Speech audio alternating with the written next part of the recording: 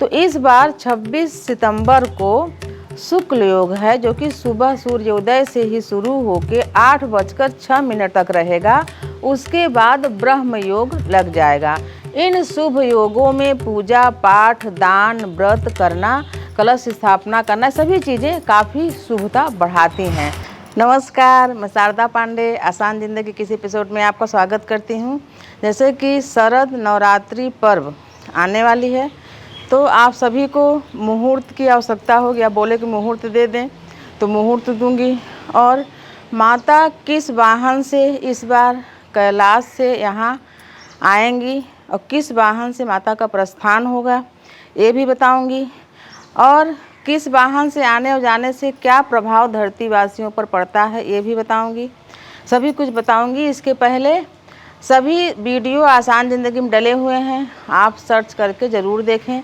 कन्या पूजन से लेकर हवन करके दिखाई हूँ, ज्वार बाटिका कैसे लगाया जाता है, और बाकी सभी चीज़ें बहुत सुंदर सुंदर से दुर्गा जी के गीत डले हुए हैं, उसको देखें। कलश स्थापना देखें, सभी कुछ डला हुआ है, आप उसको देखें।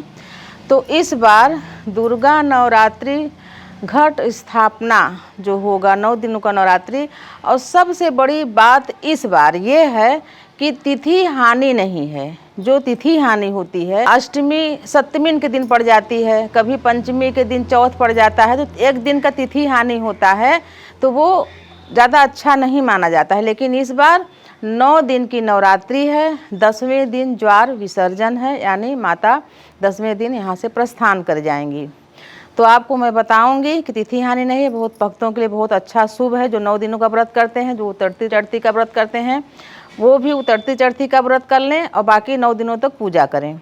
तो सबसे पहले इस बार 26 सितंबर 2022 दिन सोमवार को होगा दुर्गा जी का स्थापना, यानी कलश स्थापना।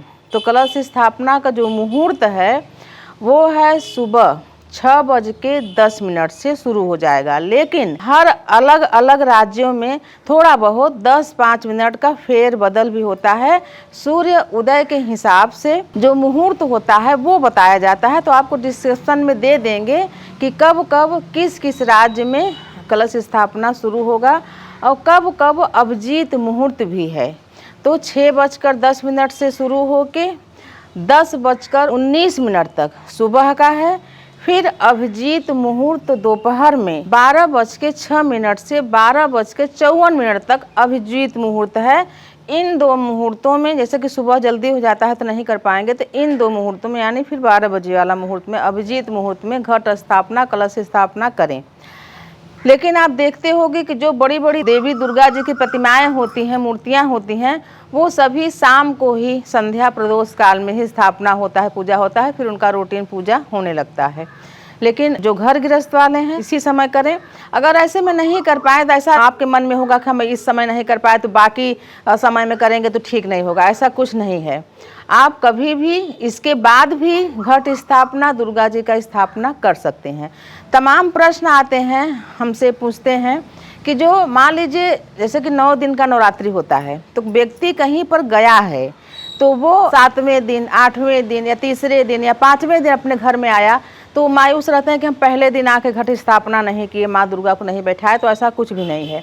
आप जिस दिन भी आएँ उस दिन घर की साफ सफाई करके, पूजा स्थान का साफ सफाई करके, उस दिन भी घट स्थापना करके, और जो बाकी 1-2 दिन 4 दिन जितना भी दिन बचा है, माँ दुर्गा का विधिवत पूजा करके, कन्या भोजन करा के, हवन करा के या हवन खुद करके, दान दक्षिणा करके देवी मैया का विसर्जन दशहरा के दिन कर दें। तमाम लोगों के साथ ऐसा होता भी है कि पहले दिन नहीं कर पाते, कोई हॉस्पिटल में है तो किसी के यहाँ कुछ है, किसी के यहाँ कुछ, कहीं रिश्तेदारियों में या कहीं काम से बाहर गए हैं, तो वो इन 9 दिनों में कभी भी, और बहुत शुभ होता है। अगर इन 9 दिनों में जैसे पूजा नहीं किए हैं तो अष्टमी की महापूजा अगर कर लेते हैं विधि विधान से व्रत रह के, तो जो भी आप पहले बाद में नहीं किए रहते हैं वो सभी कुछ क्षमा हो जाता है। अष्टमी का जो महापूजा होता है वो, अष्टमी के दिन ही महिलाएं माँ दुर्गा को विशेष श्रृंगार की सामग्री, हलवा, पूड़ी, दक्षिणा, आरती, जागरण सभी कुछ करके अपने आप को धन्य बना सकती हैं। तो इस बार माँ दुर्गा गज की सवारी पर आ रही हैं, यानी हाथी की सवारी करके आएंगी और माता हाथी की सवारी से ही यहाँ से धरती लोक से कैलाश के लिए प्रस्थान भी करेंगी। मान्यता है पुराणों के अनुसार कि हाथी की सवारी पर माता का आगमन और प्रस्थान दोनों ही शुभ माना जाता है। इस धरती के लिए धरती उपजाऊ होती है, अच्छी बरसात होती है, वर्षा अच्छी होती है। आप देख भी रहे होंगे इस बार अभी काफ़ी जैसे कि सितंबर माह का समाप्ति है, फिर भी वर्षा, हर देश में बाढ़, वो सब चीज़ें हैं। लेकिन ये किसानों के लिए जो धान वगैरह, जैसे छत्तीसगढ़ में धान का कटोरा बोलते हैं, काफ़ी यहाँ धान उपज होता है, तो किसानों के लिए ठीक है। लेकिन जहाँ जल जमाव होता है वहाँ के जो रहवासी हैं उनको दिक्कत तो होती है बरसात से। तो आपको बता रही हूँ, घट स्थापना का मुहूर्त 9 दिनों में दुर्गा जी का आप अगर स्थापना पहले दिन नहीं कर पाए तो किसी दिन भी कर सकते हैं। कन्या पूजन भी आप किसी दिन भी कर सकते हैं। बहुत सारे लोग पंचमी पर खिलाते हैं, बहुत सारे लोग सप्तमी पर खिलाते हैं, अष्टमी पर खिलाते हैं। हम लोग की तरफ वहाँ प्रयागराज में नवमी के दिन खिलाते हैं कन्या। तो 9 दिनों में आप किसी दिन भी कन्या भोजन करा सकते हैं। मैं बोलूँगी कि जो भी लोग बीमार हैं, जिनकी दवाइयाँ चल रही हैं, बहुत सारी बहनें बोलती हैं कि हम तो फल भी नहीं खा सकते, हमको डॉक्टर मना किए हैं कि हम फल भी नहीं खा सकते। तो ऐसी अवस्था में आप क्या करें, अगर स्वस्थ मतलब ऐसी स्वस्थ हैं कि पूजा पाठ करने के बाद आप भोजन कर लें, पूजा पाठ करें, कलश की स्थापना कर लें, पूजा पाठ करें, ज्वार बाटिका लगा लें और सात्विक भोजन करें, दाल चावल रोटी सब्जी बिना लहसुन प्याज का बनाएं और खाएं और अपनी औषधियों को समय पर लें। आप स्वस्थ रहोगे तो भजन कीर्तन जागरण कुछ भी कर सकते हो। और फल वगैरह मना है तो आप खा के अस्वस्थ हो जाओगे तो सीधे हॉस्पिटल पहुंच जाओगे। इससे अच्छा घर में माता का नाम जपें। तो अब मैं थोड़ा रुक के बताऊंगी कि आप सभी जो हमको देख रहे हैं चैनल को सब्सक्राइब कर लेता है। बहुत सारे लोग बोलते हैं वीडियो नहीं मिलता, तो आपको वीडियो मिलने लगेंगे और बहुत सुंदर सुंदर से दुर्गा मैया से संबंधित आपको कहानियाँ, गीत और बहुत सारे उपाय इस नवरात्रि में बताऊंगी। तो आप चैनल को सब्सक्राइब कर लेंगे तो आपको सभी लेटेस्ट वीडियो मिलते जाएंगे। आगे मैं आपको छोटी सी दुर्गा जी का नाम दुर्गा क्यों पड़ा, छोटी सी कहानी है वो भी बताऊंगी। माँ दुर्गा कौन है? जबकि माँ दुर्गा तीनों लोक में सभी देवियों में माता दुर्गा का नाम सबसे प्रसिद्ध है। माँ दुर्गा, बाकी सभी देवियाँ हैं, माँ काली, माँ सरस्वती, माँ लक्ष्मी, सभी देवियों को पूजा जाता है सभी, लेकिन माँ दुर्गा इन सब में सर्वश्रेष्ठ मानी जाती हैं, लोकप्रिय हैं। तीनों लोकों में इनका पूजा अर्चना देव मुनि नाग गंधर्व किन्नर सभी यक्ष सभी करते हैं।